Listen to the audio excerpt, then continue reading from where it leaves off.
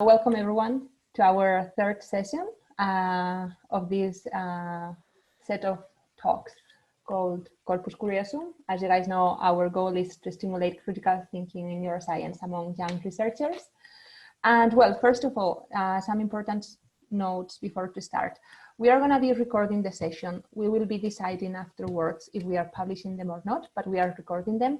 But we will only record the talk. So the discussion that we will have in afterwards won't be recorded. So feel free to, like, you guys won't appear at any point. Then regarding the questions, while Mark is talking, you guys can write down any question that you might be having in the chat. And then once the talk has ended, we will be asking him. And you guys already know how it works. So the question will be asked, Mark will answer. And if you guys then have something to add on, then you guys will have the opportunity to say something.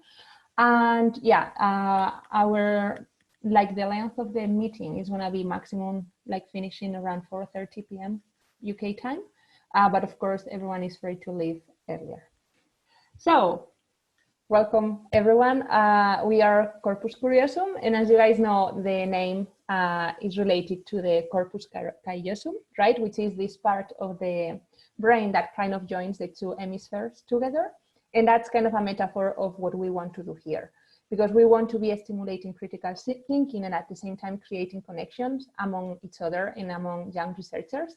So our idea is also like to have this meeting to discuss about these critical issues and at the same time creating networks among us. And this is us. We already introduced ourselves, and basically we are young researchers in different moments of our career and located in different places.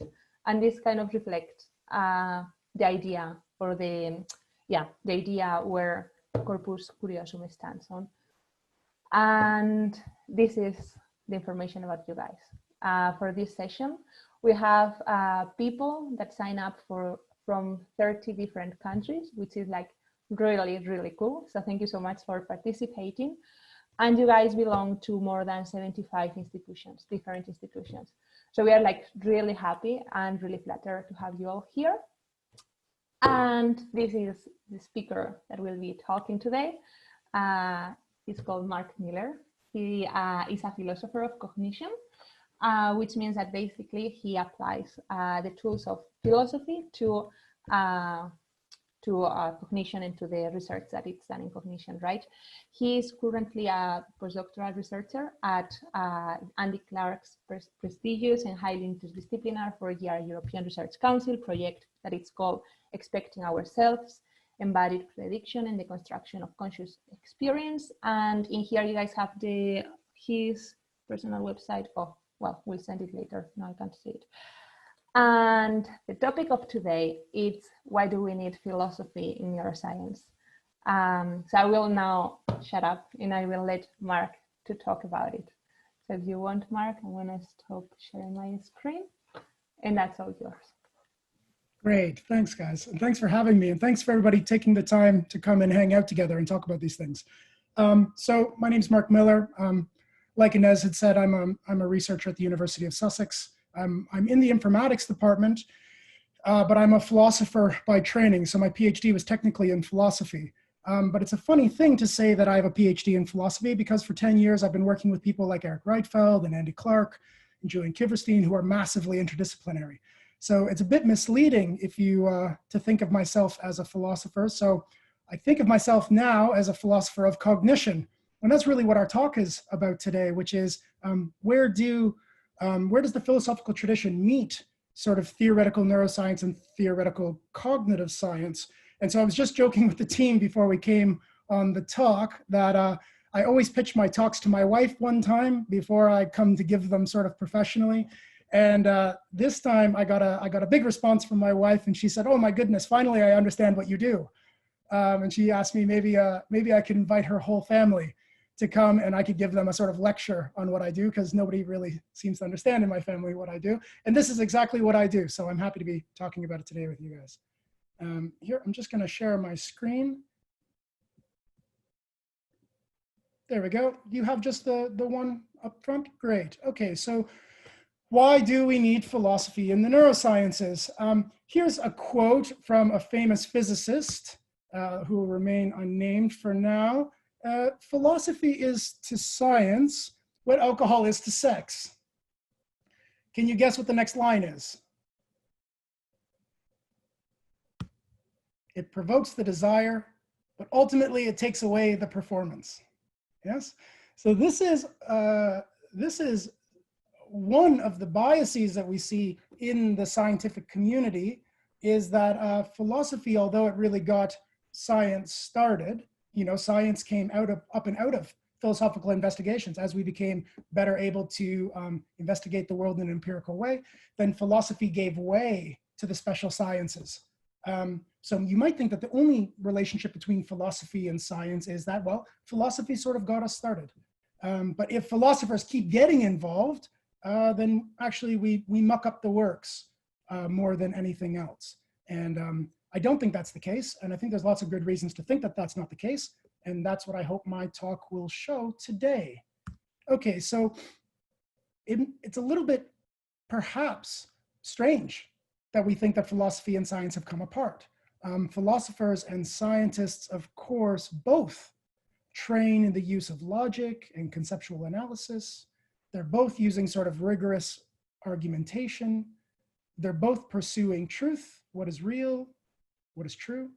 So where does the separation, where does it really get started? And to see why that separation, why there's an obvious separation, one thing it would be good to do is to recognize that philosophy, like science, is an umbrella concept. And it actually houses lots of different schools of thinking. And some schools in particular in philosophy really are contra to the scientific method and to the scientific endeavor. For instance, rationalists, like Plato and Kant and Hegel, they thought that the way that you really got to truth was through reason alone. So some of those philosophy schools even think that, perception is in some way, it's tenuous in a way where you shouldn't just believe perception, that rather than believing what we see perceptually, we can get at the sort of real truths only through our interior reason. So I think you can see why those don't make a good family contact with science. There's also the analytic philosophical tradition, people like Frege and Dumat, and they thought that they thought particularly that logic and linguistic analysis, that was going to be the best sort of tools for thinking about knowledge. So they weren't interested in looking at the sort of wetware in the brain or what's happening in any sort of physical reactivity. What they thought was that just the tools of logic and syntax, that if we took those really seriously, those were our best bet to sort of get around to what thinking and thoughts are all about. And again, that's inimical to science in lots of different ways. Now, fortunately, those aren't the only species of philosophy that we have. We have a very long and prestigious history of what's called naturalist philosophy.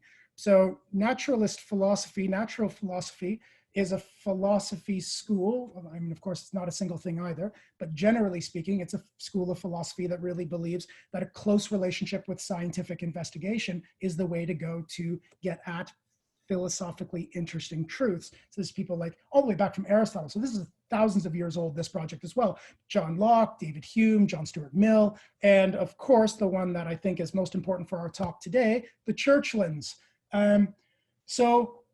Philosophy and neuroscience as a really dynamic and beautiful collaborative project sort of really got off the ground in a big way with Patricia Churchland's book, Neurophilosophy, which was published back in 1986. Patricia states outright that what she was trying to do in the book was introduce neuroscientists to the philosophy of science and introduce philosophers to the massive power that the empirical literature was generating in the neurosciences for answering philosophically potent questions. So in the literature, we tend to have sort of a division between what we might think of as philosophy of neuroscience. So this is especially thinking about theories within neuroscience. So here it says, foundational issues such as what sort of neuroscientific methods should we use? And of course, the conceptual rigor about the sort of concepts that we're using in neuroscience. That would be a sort of philosophy of neuroscience. But the book that Patricia wrote is called Neurophilosophy, which is a little bit of a different fit in literature. Sometimes it's used as a slightly different fit. And it has to do with how we can use neuroscientific discoveries to fill out our philosophical inquiries. So for instance, the Churchlands were interested in, especially in thinking about dualism, substance dualism. So, you know, there was a long philosophical tradition of dividing mind from matter, yeah, subjectivity and consciousness from the neural substrate, where you think that there actually is two different things happening here. There's a sort of matter thing happening, and then there's qualia, there's this perhaps epiphenomenal, or, you know, we still have to kind of look to see what it is. But consciousness looks like it might be of a different sort.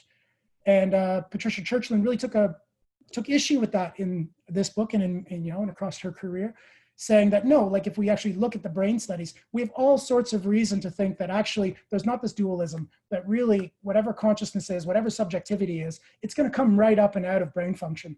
So one of the stories that I've heard her say before in videos is, you know, she was either working in a lab or she was closely related to the lab where they were doing split brain research. So people were having seizures, and one of the ways that you can handle massive seizures is you can cut the center part of the brain, which is what this talk series is actually named of, that part of the brain. Yeah? So they separate this part of the brain in order to stop the interhemispheric turbulence that causes seizures. And the outcome was, the doctor or the lab technician was saying to Patricia, the outcome was that they actually saw one of these people sitting in a room, and the right hand would pick up a newspaper and the left hand would take it and put it down again. And the right hand would pick it up and the left hand would grab it and put it down again. And she just said, well, look, you know, if that's the case, and what we're seeing here is that by dividing the brain in two, we're getting it looks like we're getting two different operating systems. And that is like really good proof that whatever it is to be conscious, whatever it is to sort of be what we are, is going to be really closely related to the brain. So how far are we going to be able to go only using reason, only using, you know, logic and logical coherence and language in order to get at this stuff before we really get into the nitty gritty and the sort of wet works of the brain. Right. And what I love about Patricia's work is that she commonly says that, you know, this line between philosophers and neuroscientists, at least in this field, is totally arbitrary. I mean, it doesn't really pick out anything all that interesting. Really what you're going to have is a sort of gradating scale between people who are interested in one thing and people who are interested in another thing, and that's going to come out as I keep talking. But Patricia thought that neurophilosophers, which I think I am, would be able to pick and choose as they like. They could pick from the philosophical traditions and they could pick from the neuroscientific traditions and see how they relate. So that tells us a little bit about what neuroscience can do for philosophy, right? So neuroscientific discoveries can help us make sense of old philosophical ideas. But what can philosophy do for neuroscience? What about the other direction? And can philosophy do anything for neuroscience? Or is it just that neuroscience helps philosophy do philosophy better, at least philosophy of mind, philosophy of science? I don't think that's the case. I think there's at least three things that philosophy can do for neuroscience. And I think I'm going to organize them today in sort of a light, middle, and heavy. So we're going to start with the least interesting, then go to the middle interesting, then go to the most interesting. And I suspect that most of you have heard the first two arguments. And I'm wondering if maybe the third argument is going to be novel today. And if it is, then that's a good thing for me. So the first is that philosophy helps motivate exploratory directions. So that's where we started. Maybe it is like alcohol to sex, where the alcohol gets it going. Okay, so two good examples of this is Wittgenstein. I think this is a nice example. Wittgenstein's philosophy of language has provoked all sorts of work in cognitive psychology, especially around sort of prototypical theory. And Dan Dennett, he's another one of these heroes. He's going to be coming back again in a few slides. Dan Dennett's work on intentionality and intentional action, that birthed a whole family of developmental psychology research programs, thinking about sort of false beliefs and especially, you know, how children make judgments about false beliefs. That all came out of the philosophy. So you have these certain philosophical concepts, and they really motivate a way for science to go. So that's one thing. And I think that's already quite nice, although this is the weakest of the things that philosophers can add to neuroscience. The second, and this is much more powerful, is that philosophers are trained conceptualists. That's what we do. That's what the training is. We train to think clearly about what concepts mean and to rigorously investigate how we use concepts, how we speak to one another, how we formalize what we're trying to explain. Just so you understand, and I'll give you a couple of examples, well, I'm not just saying that philosophers can help by sharpening concepts and that's the end of it. To really get the power there, you've got to remember that the concepts that we're using to develop experiments is massively important. I mean, the concepts that we have, that's really what constrains and restrains the experimental paradigms that we're investigating. So the concepts they're crucial. Getting that right is an important thing to get right. And I think philosophers have little sort of bones to pick in the scientific community, and the scientists have bones to pick in the philosophy community. And I'll tell you, as a trained philosopher, one of the bones I have to pick in the scientific community, especially since I do philosophy and science basically equally, if not a little bit more science today, is that scientific papers are really lax on this. And I think if you're a scientist, you probably know that as well. People will just throw around concepts and terms without properly defining them, and it really muddles the scientific waters. So here's, I think, my favorite example. This is philosophy and biomedicine. So there was recently a philosophical analysis of the property of stemness from stem cells. So what do researchers mean when they say, the properties of a stem cell, the stemness? And interestingly, what was found in a literature review was that scientists were just using stem cell or property of stem cell, stemness, and they actually meant four different things, and four markedly different things under the same term. Okay, here's the difference in those four things. The first one was a categorical property of the cell itself. So stemness was a property of the cell. Two, it was a dispositional property. So that was a property that was part of the cell, but being controlled specifically by the microenvironment around the cell. So it wasn't just the cell, but it was a cell in a particular microenvironment. Okay. Three, it was a relational property. So this was actually an extrinsic property to the cell that was being given to a cell by the microenvironment. Yeah. And four, it was a systematic property. So it was a property that was arising between a community of cells and a community of microenvironments. Those are four really different things, like significantly different things. And across the board, scientists had sort of overlooked this. So think about how powerful that would be to have those categories properly picked out. So here's some of the ways that that's been used since. So drug development, targeting cancer stem cells and their microenvironments, they actually have different rates of success. So if you aim it at the cell or at the microenvironment, it's different. It's actually different. Also, determining what sort of stemness there is helps us choose what sort of anti-cancer therapies we're going to use. So knowing exactly which part of the stem cell is being augmented tells us how we can apply therapies. So again, massively important, right? That specificity is the difference between a good therapy and a bad therapy, I suspect. Okay, and the conceptual clarity here has led to new cancer therapies being developed that target all the stemnesses just to make sure that if there's an issue in a stem cell, then they are dealing with all of the possibilities. And that came right from philosophy. That came from a theorist, just doing a literature review and thinking deeply about how the concepts were being used and then updating those concepts. So pretty cool, right? And I'll just give another quick one. I'm not going to spend too much time here, but we see it in physics as well. So lots of concepts in physics are clarified by philosophers. Here's two good examples. So Huey Price's work on temporal irreversibility and David Lewis's classic work on closed temporal curves have both helped clear up issues in physics. So they weren't physicists per se, they're philosophers doing conceptual analysis of physics. And I'm just going to drop this here because I think if you're suspicious about philosophy and you're a scientist, it's hard to be suspicious when Albert Einstein supports you. So here's Albert Einstein giving his thumbs up to philosophy. So he says, this was in 1916, just after he completed his general theory of relativity. He said, when I think about the ablest students whom I've encountered in my teaching, that is those who distinguish themselves by their independence of judgment and not just their quick-wittedness, I can affirm that they had a vigorous interest in epistemology, in philosophy. They happily began discussions about the goals and methods of science. Yeah, they weren't just doing the nitty-gritty of science just where it was in front of their face. They were also interested in this broader question of what is the method that we should be using, and what is science, and what is science really getting at? And that's a philosophical endeavor, not necessarily a scientific endeavor. And they showed unequivocally through tenacious defense of their views that the subject seemed important to them. That's Albert Einstein just giving a little bit thumbs up to philosophy, so that's nice. Okay, so here's the most interesting thing I want to talk about today. So philosophy can help us set up new research methods, new research avenues. It can help us clarify concepts, perhaps, potentially help clarify concepts.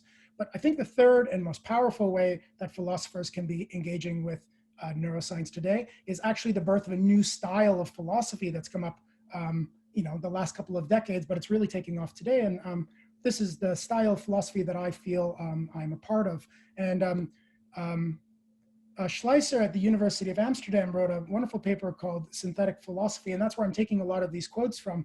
What he said is that what's called synthetic philosophy is a style of philosophy that brings together insights from various neighboring special sciences in order to develop new theoretical frameworks, and then to use those theoretical frameworks to then think about the special sciences and topics in philosophy. So I mean to say, there is now a species of philosopher out there who are also rigorous scientists, who are interested specifically in bringing to bear their abilities in conceptuality and theory to take clues from neighboring special sciences to develop new overarching theoretical frameworks. And that those frameworks then potentially do better or worse than old frameworks for making sense of the data that's arising in those special sciences. Right? So maybe what I can do to help clarify that a little is I'll just show you a couple of the people who do this. So Dan Dennett is a great example of this. Okay, so Dennett's book, From Bacteria to Bach and Back, excellent book.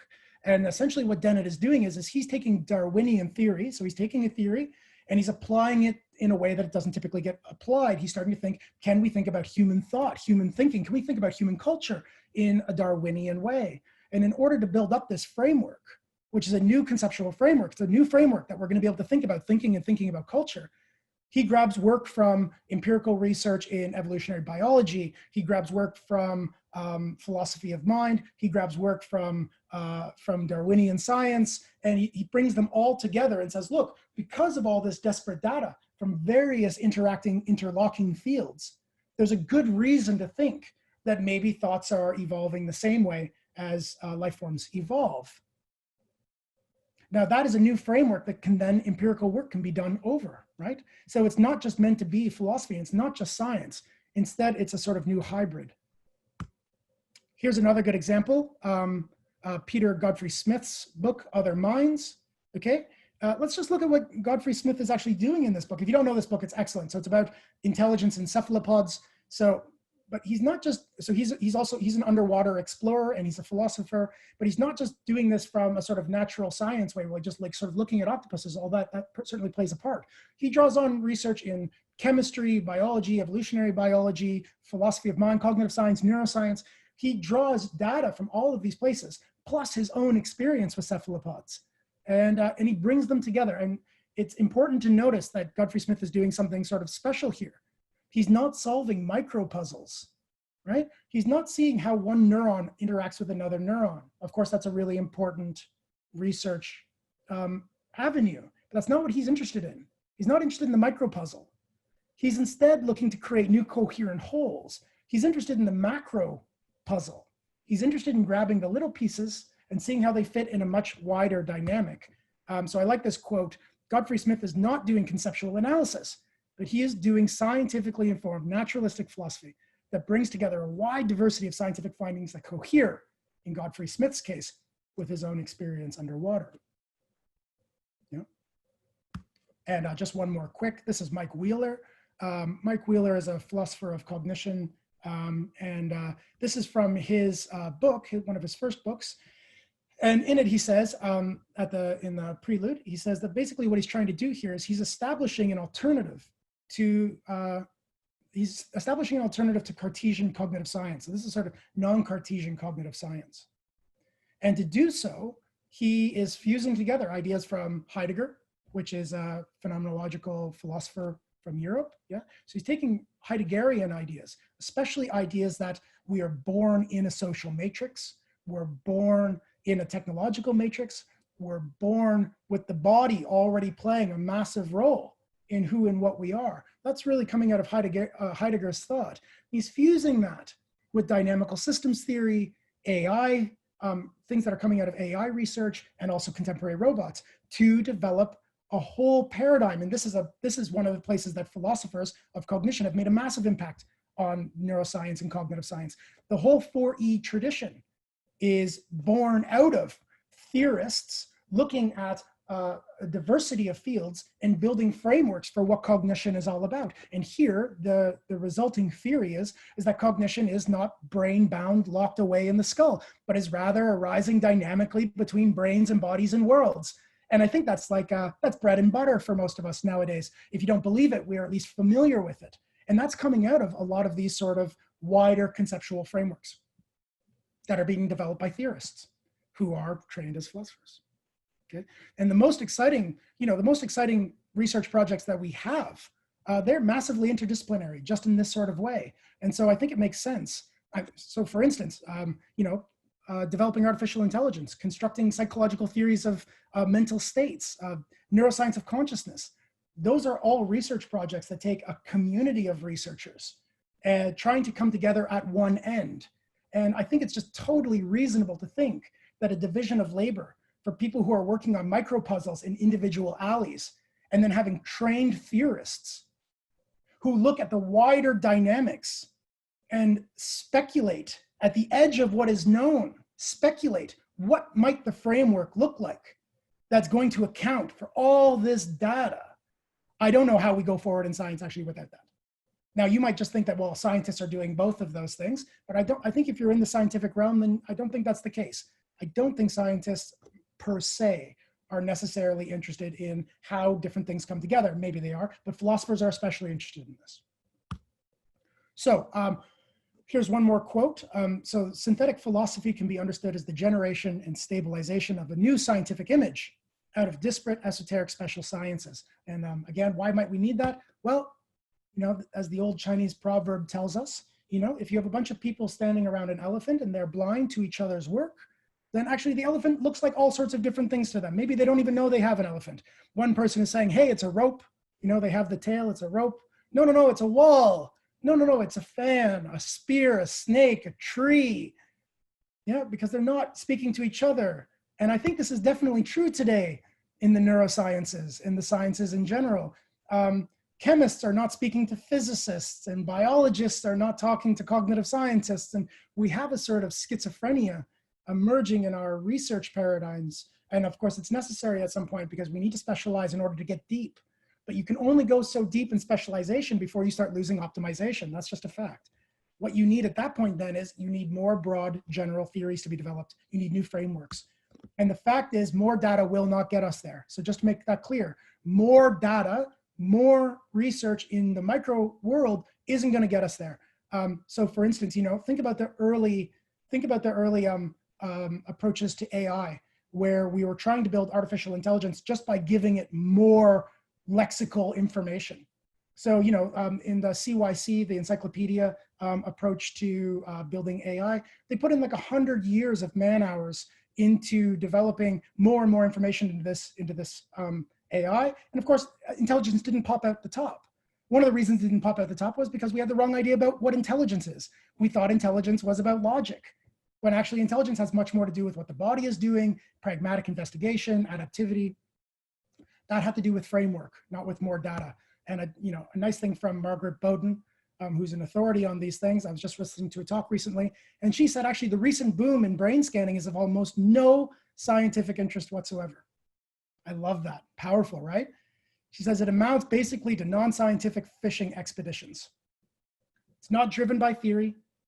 It's not related to what we think psychological function is actually doing in the brain.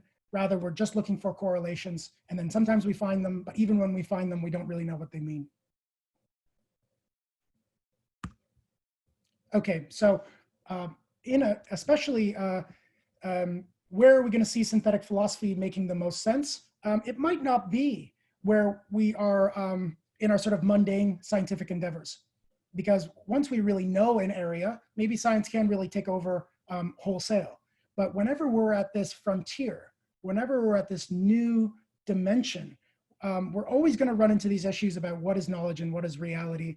And while cognitive science has made huge strides, I think we're definitely still at the frontier of our cognitive science and our neuroscience, which means we're still going to need not just people to develop more pragmatic experiments, but we're going to need people who are willing to be flexibly adaptive in their theorizing to see if we can get a grip on some of the things that we don't yet understand.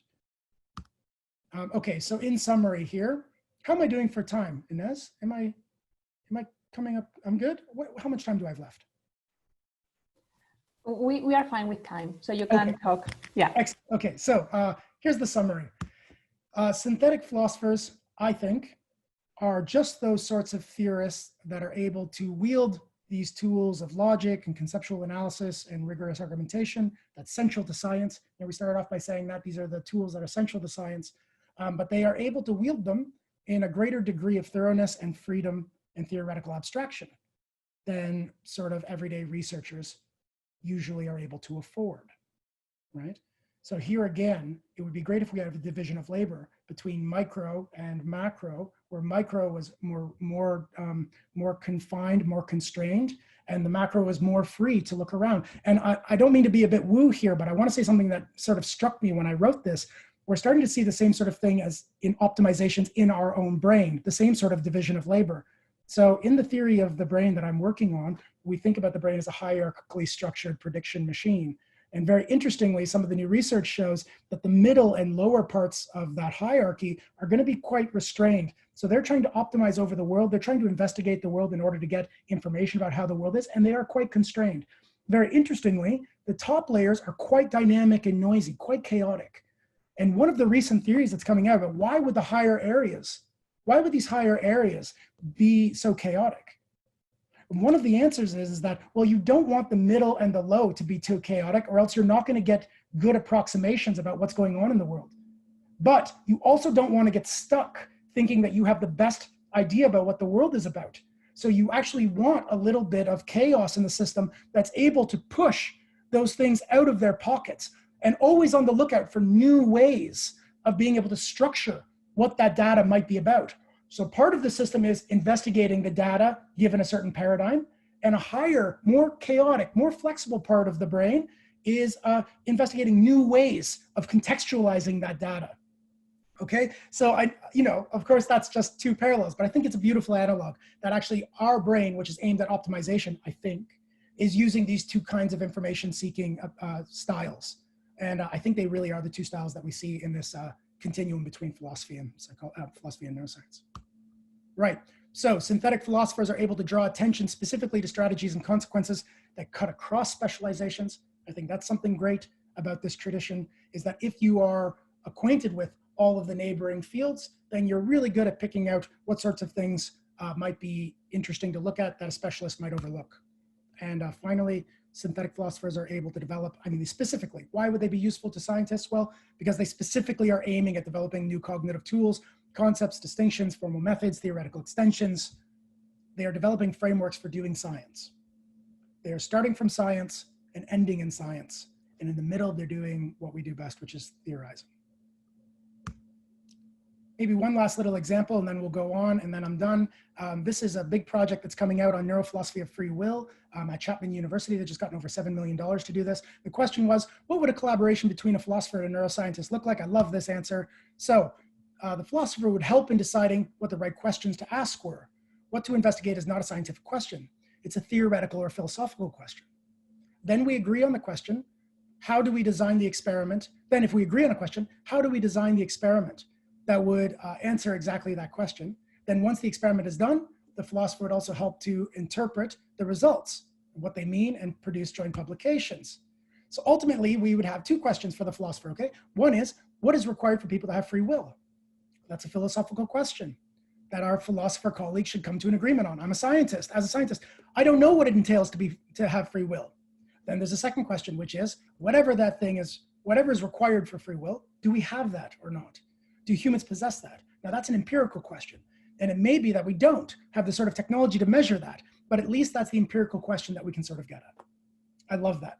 I think that's a really great exemplification of the collaborations that are happening today between philosophers and neuroscientists. Okay, concluding remarks. Back to our very first point that we saw, where we saw this sort of critique of philosophy from science. I just want to say that when scientists make an easy dismissal of philosophy, they're already taking a philosophical stance. They're saying something philosophical because they're saying how science should be done. Okay, so there's the irony. Central to the scientific endeavor is, of course, seeking out the best questions, methods, and conceptual frameworks. That's essential to science. Okay, that's what sets the stage for our data acquisition. Okay, so then regardless of the topic, stem cells, space-time, cognitive science, good scientist must be both philosophical and empirically mature. Okay, and if that's the case, then I think we should start thinking a little more seriously about training our scientists in philosophical scrutiny and training our philosophers in scientific endeavors. That's the way forward as far as I can see. And last slide, and I took this from another paper from Paul Taggart, and I love it though. I think this is such a good, this is from Francis Bacon, and it's on the nature of philosophy. And let me just read it out loud. It's so poetic and lovely. Okay, those who have handled sciences have either been men of experiment or men of dogma. The men of experiment are like the ant. They only collect and use. The reasoners, they resemble the spider, who makes cobwebs out of their own substance. Yeah, so they don't take anything from the world, they just self-generate it. But the bee, oh, the bee, takes a middle course.